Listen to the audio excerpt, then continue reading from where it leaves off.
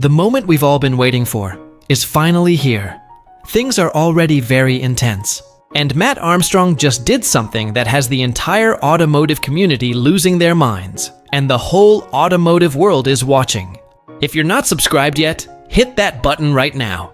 Because you do not want to miss this part of the most trending car rebuild story in the whole internet space right now. Now here's what's wild about this story. The Bugatti Chiron rebuild story is getting more and more intense, and fans are reacting. Some of the comments on the latest video are really mind-blowing.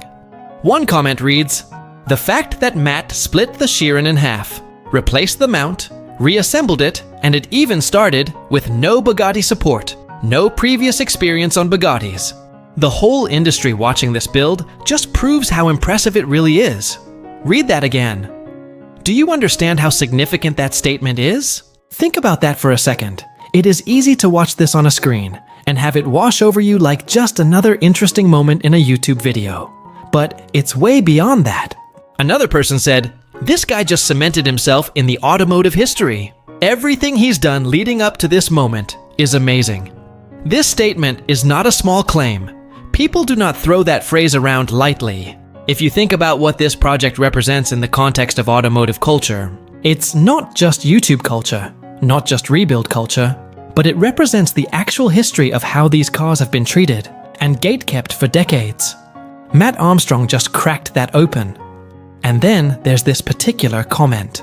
This one might be the realest one of them all. It says, "They want you to believe that only a few people in the world can do this job." This guy just proved that's false. A car is a car. A car is a car. That line lands differently the more you think about it. Because there is an entire ecosystem built around the mythology of exclusivity when it comes to cars like the Chiron. The idea is that these machines exist in a separate category, beyond the reach of anyone who wasn't specifically anointed by the manufacturer. Matt Armstrong just proved that the mythology is totally wrong. Now, the Chiron is reassembled, and the custom exhaust is bolted. The automotive community has been watching this project like nothing else on YouTube, and it is not hard to understand why. But here is where the story takes a turn. Because while thousands of fans were flooding the comments with support, Matt was receiving heavy backlash from the other end. This backlash was coming from Bugatti fans. The people who had been watching this build from the very beginning with their arms folded, waiting for the moment they knew was coming. And that moment arrived when the Bugatti Chiron was fired up, with the custom Valvetronic exhaust on the car. When that engine fired up, it was loud. But loud is not the same as transformed. And the automotive community felt that immediately.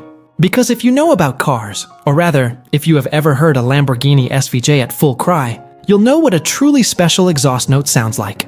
The SVJ is widely considered one of the best sounding cars in automotive history. That naturally aspirated V12 screaming at the top of its range is the kind of sound that stops people in the street. The kind of sound that gives you goosebumps before the car even passes you. The Aventador SVJ is in a category by itself when it comes to sound. It is raw. It is the sound of an engine that was built to be heard. So, the soul of the sound, and the character of this one, was still a Bugatti Chiron. Still doing what turbocharged engines do, which is muffle and cushion the raw edge that naturally aspirated engines throw out so freely. The exhaust did its job, but the W16 is still the W16. And that is a truth that no exhaust system, no matter how expertly fabricated, no matter how many weeks it took to build, can fully override.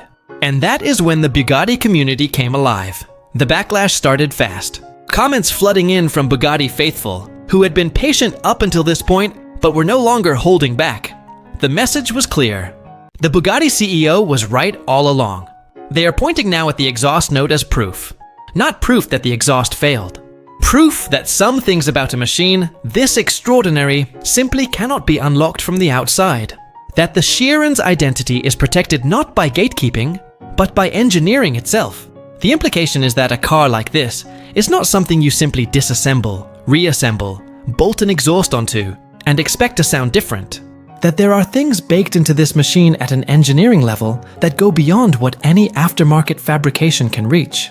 And now, with the exhaust on, the car running, and the sound is not delivering the transformation that many were expecting, they just got louder. Matt split the car in half. He reassembled it without Bugatti support. He bolted on a custom exhaust that took 2 weeks to build. And it still sounds like a Bugatti Chiron. Because it is actually a Bugatti Chiron, and you cannot change its core identity. The Chiron still sounds like a factory-made Bugatti Chiron. It is louder, yes, but it did not transform. It was supposed to sound different. The sound was expected to be similar to the Aventador SVJ. That comparison is now living in the comment sections. And the Bugatti fans are seriously backlashing Matt Armstrong. Matt Armstrong has proved that you can split this car and put it back together. But the sound is the relationship between cylinder count, turbo configuration, firing order, and a dozen other variables that are fixed the moment the engine was designed. Well, the majority of the automotive community is still firmly behind Matt Armstrong. They are of the opinion that changing the fundamental exhaust note of a W16 may not even be possible without replacing the engine itself, and to that effect, criticizing Matt for not achieving the impossible on top of the already impossible is an unfair standard that nobody else is being held to.